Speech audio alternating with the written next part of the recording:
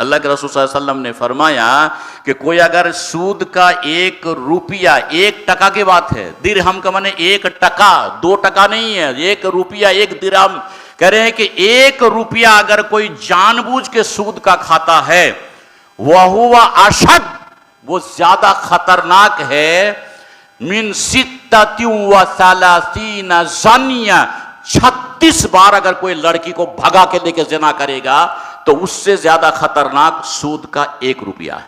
तो गांव समाज में सूद की पंचती है, जिना की तो है, सूद की पंचती नहीं है। कहां गया मंडल सरदार, कहां गया इमाम मुखिया, सूद की पंचती नहीं है। बेनमाजी भरे पड़े हैं, पंचती नहीं है। रिश्वत पंचती नहीं है। जमीन बेईमानी पंचती नहीं है। एक पंचती बच गई बस, वही कि कौन किसकी बेटी को लेके भागा रहा है। अल्लाह के रसूल ने फरमाया कि जिना हल्का है, आसान है, 1 रुपया सूद से बेनमाजी जन्नत जाएगा ही नहीं जाएगा जन्नत। मैं नहीं कह रहा हूं, रब का कुरान कह रहा है। लेकिन इसके लिए पंचती कब बैठाएं? अल्लाह के रसूल ने फरमाया लतत्तबिउन्ना सनना मन क़ब्लकुम शिब्रन बेशिब्रिन। अभी मैं शिब्र पहले बोला, इस हदीस में भी शिब्र है। शिब्र के माने होता है इस हाथ, ये जो देख रहे हैं और ये जो देख रहे हैं, ये है शिब्र।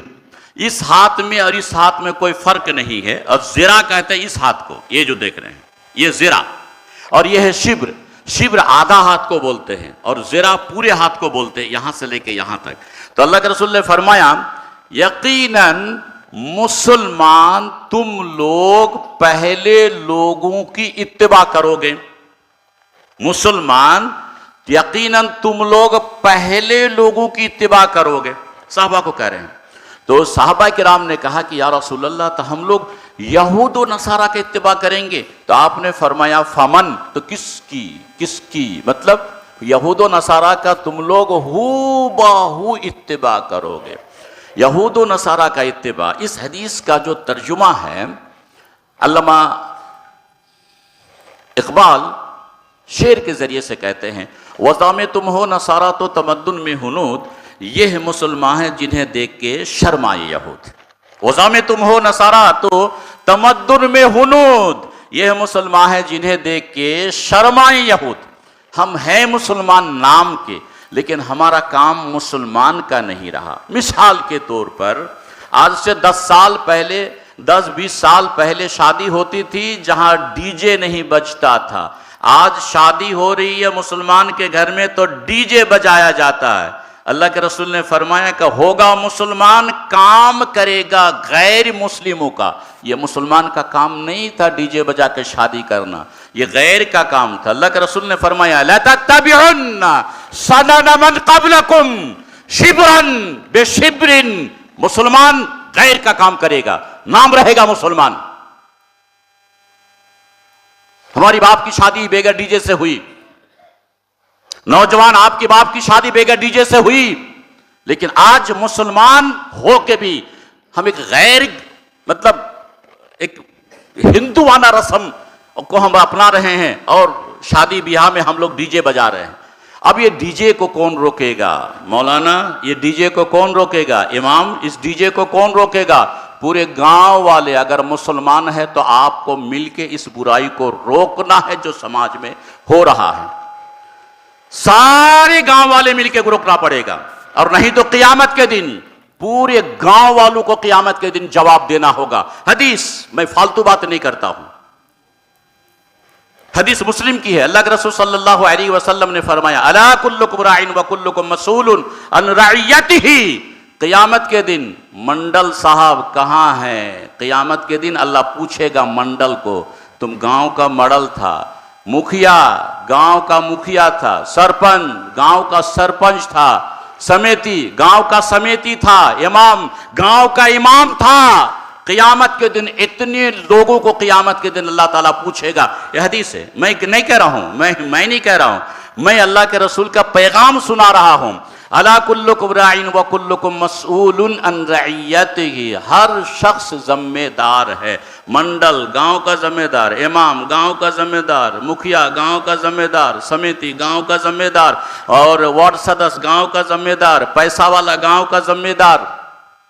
गांव के बारे में क़यामत के दिन सवाल होगा उलमा किराम की मौजूदगी में कि तुम्हारे रहते हुए तुम्हारे गांव वाले बेनमाजी और ये बुराई कर रहे थे। क़यामत के दिन जवाब देना होगा। अफसोस, सद अफसोस, अफसोस सद अफसोस।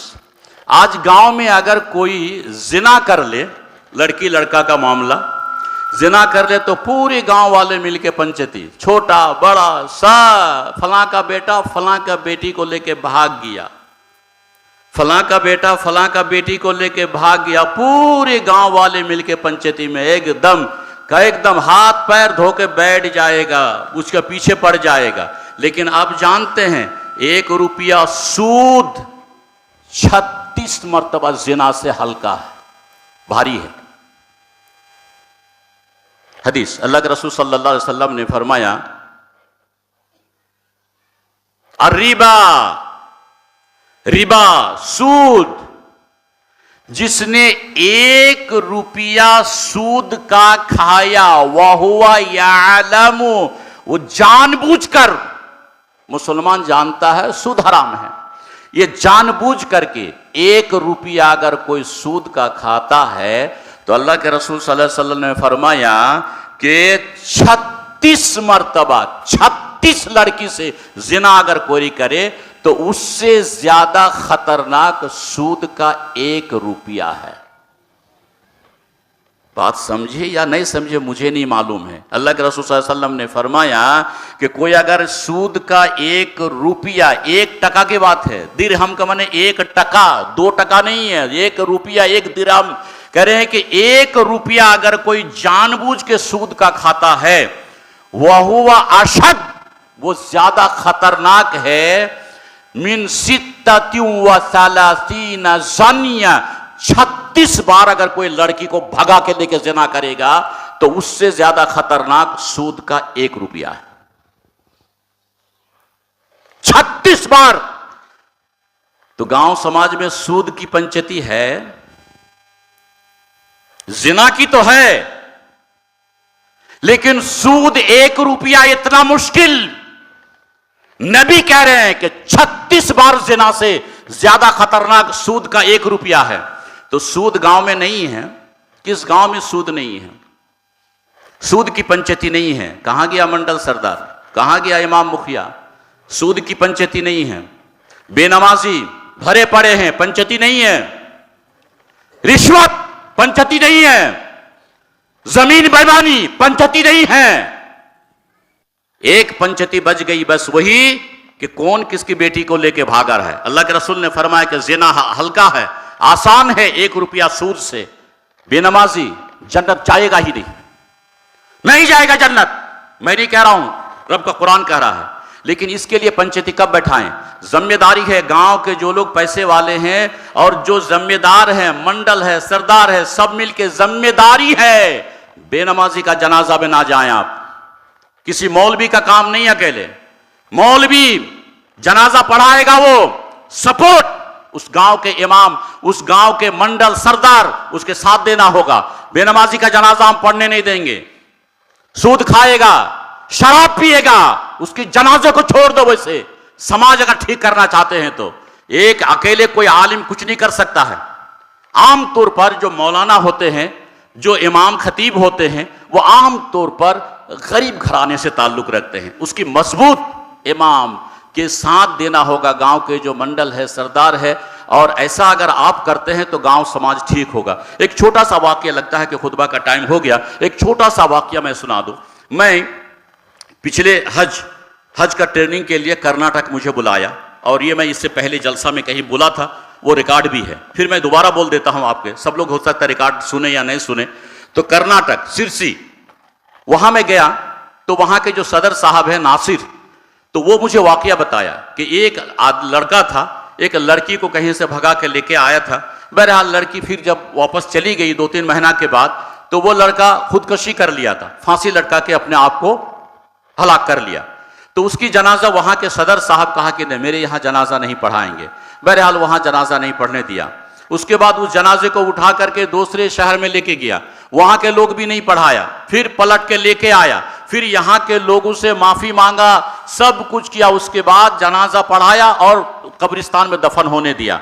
अब उस घर से, उस परिवार से बुराई एकदम खत्म हो गई। उस समाज में, ये भैया कर्नाटक की बात कर रहे हैं, कर्नाटक की बात कर रहे हैं। अब जाके पूछिए कि वहां के लोग कैसे हैं, ईमानदार है। और हमारे यहां तो आमतौर पर कोई किसी को पूछने वाला ही नहीं है। भैया समाज अगर ठीक करना चाहते हैं तो पूरे जो पैसे वाले लोग हैं, मंडल सरदार है, इमाम साहब का साथ दीजिए। मौलाना साहब, जिस घर में शराब हो, रिश्वत हो, हरामखोरी हो, डीजे बजे, उस घर की शादी आप ना पढ़ाएं, आपके पीछे हम लोग हैं। नौजवान आपसे भी कह रहा हूं, आप एक कमेटी बनाइए, तभी समाज ठीक हो सकता है, ये मिलजुल करके। नहीं तो क़यामत के दिन तैयार रहिए, आपको हिसाब देना होगा। नंबर 8-9 में थोड़ी सी जो बात मैं लिखा हूं, और ज़रूरी ये भी है, माफ़ कर दीजिएगा, पेशिन गोई।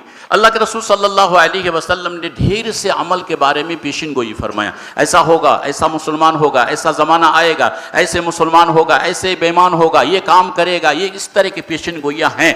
उनमें से एक दो अल्लाह के रसूल सल्लल्लाहु अलैहि वसल्लम ने फरमाया, यज़हबु सालिहून अल-अव्वल फल-अव्वल। कह रहे हैं कि एक वक्त आएगा, एक ज़माना ऐसा आएगा कि गांव समाज से अच्छे लोग ख़त्म हो जाएंगे। अभी तो अच्छे मिलना, 1% भी मिलना मुश्किल है। 1% किसी भी गांव में 1 या 2%, इससे ज़्यादा 2% तो मेरे ख्याल से नहीं होगा। 1% अच्छा आदमी मिल सकता है, फिर भी मैं बोल नहीं सकता हूँ यकीन के साथ। अल्लाह के रसूल ने फरमाया कि ऐसा वक्त ज़माना आएगा, अच्छे लोग, मौत आएगी और मर जाएंगे, और गांव में बचेगा कौन? व तब का हुसालत, उनका हुसालत शईर अब तम्र। शईर के माने जौ, जुआ समझते हैं ना, जुआ। और तमर के माने होते हैं खिजूर। कह रहे हैं कि सड़ी खिजूर या खिजूर की भूसी की मानित, और जौ की जो भूसा है उसकी तरह लोग बाकी रहेंगे गांव में, समाज में। ला युबालिहुमुल्लाहु बालतन, और इसकी कोई कदर अल्लाह के यहां नहीं होगी। दुआ करेगा कबूल नहीं होगी, अल्लाह अल्लाह खूब करेगा, कबूल नहीं होगी। अच्छे लोग खत्म हो जाएंगे। अब इस गांव में कितने अच्छे हैं और कितने बुरे हैं, आप फैसला कीजिए। आप जानते, मैं थोड़ा जानता हूं, मैं तो रसूल की हदीस पढ़ दिया। अच्छे लोग नहीं होंगे, बुरे लोग होंगे। अब आपके गांव में क्या है, अच्छे लोग ज्यादा है कि बुरे ज्यादा है, मैं नहीं जानता हूं। आप सोचिए, देखिए कि अल्लाह के रसूल की बात सही है या गलत। नंबर 2, पेशीन गोई में अल्लाह के रसूल ने फरमाया, ला तक़ूमु अस्साअतु हत्ता यतबाहा अन्नासु फिल मसाजिद। लोग मस्जिद बनाएंगे, 1 मंजिला, 2 मंजिला, 3 मंजिला, 4 मंजिला, टाइल्स लगाएंगे और रंग पेंट खूब अच्छा होगा। क़यामत की निशानी है, नमाजी नहीं होगा। इतनी बड़ी मस्जिद में इशा में कितने लोग आ रहे हैं, फजर में कितने लोग आ रहे हैं, जुमा के दिन तो हर जगह मस्जिद भर जाती है। सवाल वो नहीं है, सवाल यह है कि क्या आप और हमारा बेटा नमाज पढ़ता है। सवाल है कि हमारे घर में हमारी माँ और बहन और बेटियां नमाज पढ़ती है। अल्लाह के रसूल ने फरमाया, ला तक़ूमु अस्साअह, क़यामत तब तक नहीं आएगी जब तक लोग मस्जिद बना के फख्र ना शुरू कर दे। हाँ, हमारे गांव के 3 मंजिला मस्जिद बनाए हैं। मस्जिद बना लेना काफी नहीं है, मस्जिद आबाद करना जरूरी है। टाइल्स जरूरी नहीं है, नमाजी बनाइए। और ये सोचिए कि मैं अपने परिवार में सब, बेटा बेटी बहू सबको मैं नमाजी बनाऊंगा। यह है कमाल की बात। मस्जिद बाद में, मस्जिद बाद में, नमाजी पहले।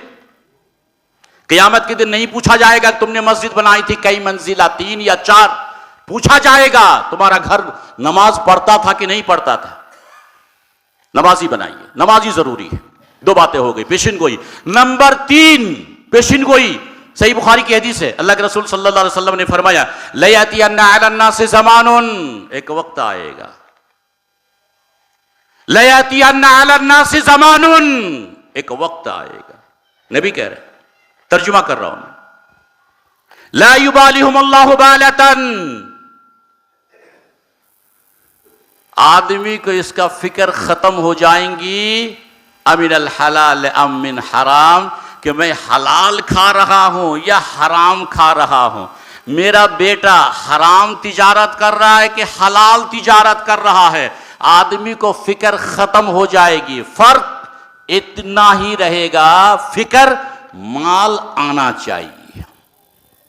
पेशिन गोई, अल्लाह के रसूल ने फरमाया लयातियन अलन्नास से ज़मानुन, एक वक्त ऐसा आएगा कि लोग हराम हलाल की तमीज खत्म कर देंगे, बस माल आना चाहिए, मेरा पेट भरना चाहिए, क़यामत के दिन हिसाब देना होगा। पेशिन गोई। नंबर 4, हजरत सहल बिन साद रज़ी अल्लाह ताला अन्हु हदीस के रावी है, गालिबन हदीस अबू दाऊद में है। अब बात लंबी हो रही है, मैं समझ रहा हूँ, एक दो बात के बाद अपनी बात मुकम्मल कर लूँगा। उसके बाद फिर खुतबा के बाद अगर आप बैठते हैं ना, आपको बैठना है, सवाल जवाब है, उस वक्त बाकी जो 2-3 बातें मैं पूरी करूँगा इंशाअल्लाह, 1-2-4 मिनट और बस इंशाअल्लाह, उसके बाद बात ख़त्म हो जाएगी। पेशिन को ये नंबर 4, अल्लाह के रसूल सल्लल्लाहु अलैहि वसल्लम ने फरमाया सयकून फी आखिरी ज़मान खस्फुन व क़ज़्फ़ुन व मस्ख़ुन, सयकून फी आखिरी ज़मान खस्फुन व क़ज़्फ़ुन व मस्ख़ुन। नबी कह रहे हैं, ये नबी की बात है। सयकून फी आखिरी ज़मान खस्फुन व क़ज़्फ़ुन व मस्ख़ुन, तर्जुमा क्या हुआ आप तो नहीं समझे। अल्लाह के रसूल फरमाते हैं कि आखिरी ज़माने में लोगों को ज़मीन में धंसाया जाएगा, होगा जिंदा आदमी, घर समेत धंसा देगा, खड़ा है धंस चला जाएगा, चेहरा कुत्ते बिल्ली की तरह बदल दिया जाएगा, पत्थर की बारिश होगी। नबी कह रहे, मैं नहीं कह रहा, मैं तर्जुमा कर रहा हूं। सयकून फी आखिरी ज़मान, आखिरी वक्त में लोगों को जमीन में धंसाया जाएगा, पत्थर की बारिश होगी, उनके चेहरों को मस्ख जानवरों से बदल दिया जाएगा। बात तो बहुत बड़ी है, बात तो बहुत बड़ी है, सजा तो बहुत बड़ी है सजा। जब ये बात अल्लाह के रसूल ने फरमाया कि इंसान को जमीन में धंसाया जाएगा, पत्थर की बारिश होगी, चेहरा को मस्ख की जाएंगे, तो साहबा किराम ने पूछा क़ीला वमा ज़ालिका या रसूल अल्लाह, अल्लाह के रसूल ऐसा कब होगा, क्यों होगा। तो अल्लाह के रसूल ने 3 गुनाह का जिक्र फरमाया, 3 गुनाह का जिक्र फरमाया। जब ये गुनाह आएगा तो ये अजाब आएगा, ये गुनाह आएगा तो ये अजाब आएगा, ये गुनाह आएगा तो ये अजाब आएगा। अब 3 गुनाह का जिक्र फरमाया। पहला गुनाह क्या है, तकरीबन 99% ये गुनाह लोग कर रहे हैं। अल्लाह के रसूल ने फरमाया इदा ज़हरतिल माज़िफ़, जब आलाते मौसीक़ियाँ आम हो जाएंगी, आलाते मौसीक़ी गाना सुनने की मशीन, मौसीक़ी के माने गाना और आलात के माने मशीन, जब गाना सुनने की मशीन आम हो जाएंगी, अल्लाह का ये अजाब आएगा।